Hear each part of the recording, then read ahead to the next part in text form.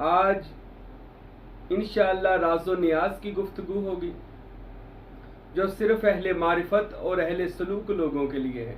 इस बयान को लाजमी सुनिएगा ताकि हर उस बंदे को समझ आ जाए जो बंदे माज़ल्लाह रसूल खुदा जनाबे हज़रत मोहम्मद मुस्तफ़ा सल्लल्लाहु अलैहि वसल्लम की ज़ाते ग्रामी पर बहस करते हैं।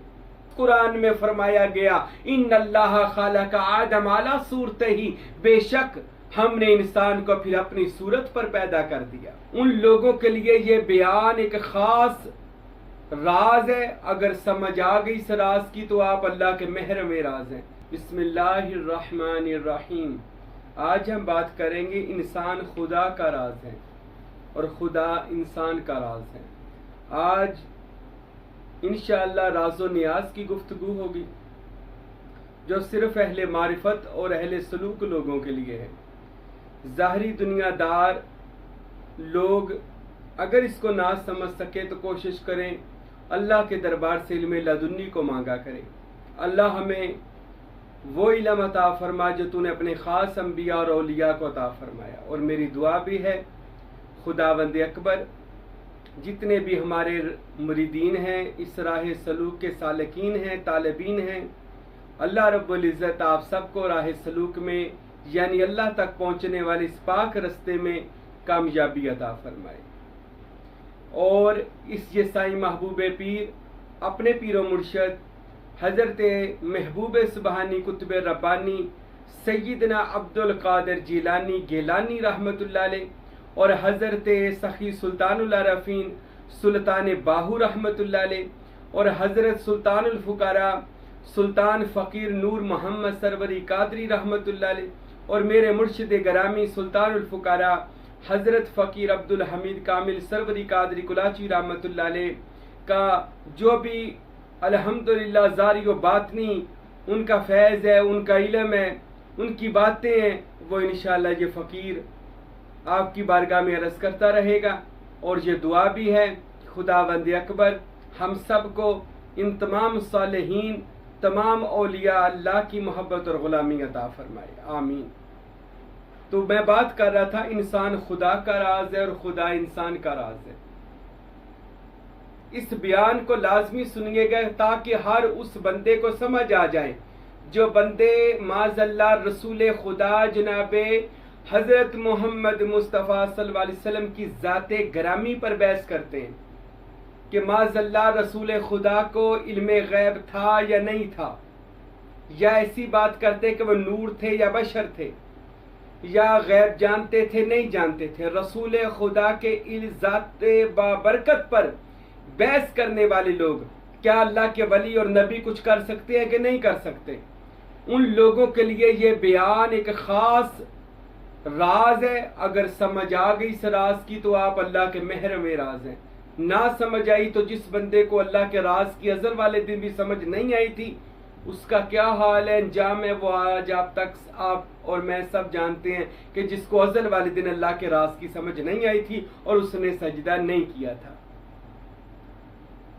अल्लाह रब्बुल आलमीन जो मेरी और आपके पूरी कायनात के परवरदिगार हैं, खुदावंद अकबर अल्लाह रब्बुल इज़्ज़त जल्ला शानुहु, अज़ल वाले दिन खुदावंद करीम जो थे ना अल्लाह ताला वो पोशीदा थे। अल्लाह पोशीदा था, फिर अल्लाह ने हमें जाहिर कर दिया, हम जाहिर हो गए। अल्लाह पोशीदा था, उसने हमें जाहिर कर दिया। अब अगर आप चाहते हैं कि अल्लाह दोबारा सामने आए तो फिर हमें पोशीदा होना पड़ेगा। यानी राज ये है वो छुपा हुआ कुन्तु कंज़न मख्फिया का खजाना था। फ़अहबब्तु उरिफ़ा खलक़तल इंसान, उसको मोहब्बत हुई कि वो पहचाना जाए, बस उसने हजरत इंसान को तख्लीक किया। मेरा और आपका खालिक छुपा हुआ राज था, पोशीदा था, इंसान को जाहिर किया, खुद पोशीदा हो गया। अब मैं और आप जाहिर हैं। अगर हम पोशीदा हो जाते हैं किस में? अल्लाह के इसमें, अल्लाह ज़ात में, तो खुदा जाहिर हो जाएगा। शर्त इतनी है, मैं मारोगे तो वो ज़ात आप पर जाहिर अपना जलवा दिखाएगी, अपना दीदार करवाएगी। बंदे के ज़रफ़ के मुताबिक वो दीदार सिफाती हो या ज़ाती हो, ये अब अल्लाह ताला की मर्जी है और बंदे की वुसअते ज़र्फ़ है कि वो कितना अल्लाह का दर्शन दीदार कर सकता है। एक हदीस शरीफ में आता है, हजूर पाक साहब लौलाक जनाब मोहम्मद मुस्तफ़ा सल्लल्लाहु अलैहि वसल्लम ने इरशाद फरमाया, अल इंसान सिर्री व अना सिर्रुहु, इंसान मेरा भेद है, राज है, और मैं इंसान का राज हूं। अब इंसान खुदा का राज, खुदा इंसान का राज, दोनों एक दूसरे के भेदी हैं। वजह क्या है? अल्लाह ने इंसान में कौन सा ऐसा राज छुपा दिया है कि इंसान अल्लाह का हमराज है? तो जान ले, एक हदीस कुदसी में आता है, मेरे और आपके हबीब ने फरमाया कि अल्लाह एक छुपा हुआ कुन्तु कंज़न मख्फिया, वो छुपा हुआ था, आज भी छुपा है, जिसको नहीं पता उसके लिए छुपा है। वो छुपा हुआ था, बस इरादा हुआ पहचाना जाऊं, तो उसने हजरत इंसान को तख्लीक कर दिया।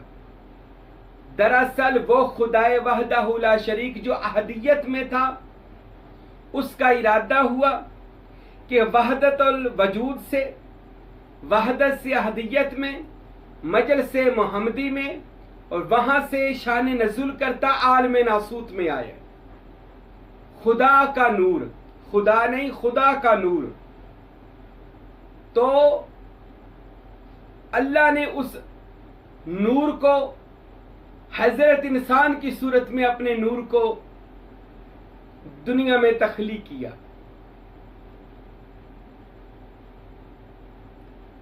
अल्लाह रब्बुल आलमीन, मेरा और आपका खालिक और मालिक और राज़िक अल्लाह, जब हजरत इंसान को तख्लीक फरमाता है ना परवरदिगार, तो फरिश्तों से पूछता है, फरिश्तों मैं दुनिया में अपना नायब बनाने लगा हूं, खलीफा बनाने लगा हूं, जानशीन अपना बनाने लगा हूं। अल्लाहु अकबर। अल्लाह का जानशीन होना, गोया मैं किसी ऐसी मखलूक को तख्लीक करने लगा हूं कि जो मेरे नूर और जलवे का अक्स होगा, मेरा जलवा होगा, मेरा जलाल और जमाल उस पर जाहिर होगा। फरिश्तों ने जब इससे पहले जिन्नात वगैरह को, बाकी मखलूकात को देखा था, तो अपने इल्म के मुताबिक उन्होंने जवाब दिया कि या अल्लाह, तू इंसान पैदा करेगा, फिर वही काम करेगा जो पिछले तूने जितनी मखलूकात बनाई। तो अल्लाह फरमाने लगे, जो मैं जानता हूं वो तुम नहीं जानते। बस अल्लाह ताला ने हजरत इंसान को तख्लीक करने का इरादा किया। हजरत इंसान को जब बनाने के लिए अल्लाह ताला ने फरिश्ते को भेजा कि फरिश्ता जमीन पर आया और मिट्टी लेने के लिए हुक्म हुआ कि जाओ जमीन से मिट्टी लेकर आओ। अब फरिश्ता जमीन पर आया तो जमीन ने मिट्टी देने से इनकार कर दिया।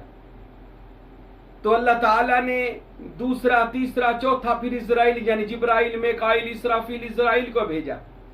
इज़राइल जब मिट्टी उठा चुका तो जमीन से यह वादा किया कि तू परेशान ना हो, इस मिट्टी से अल्लाह अंबिया और औलिया के अजसाम को बनाएगा और तुझी में वापस लौटा देगा। तब मिट्टी खामोश हुई। और मिट्टी कहां से ली गई? अल्लाह ने फरमाया, मक्कातुल मुकरमा, खाना काबा, जो खुदा ने अज़ली और अबदी अपनी कायनात में अपना घर के लिए उस जगह को चुनिंदा किया था, पसंद किया था, वहां से अल्लाह ने मिट्टी को उठवाया।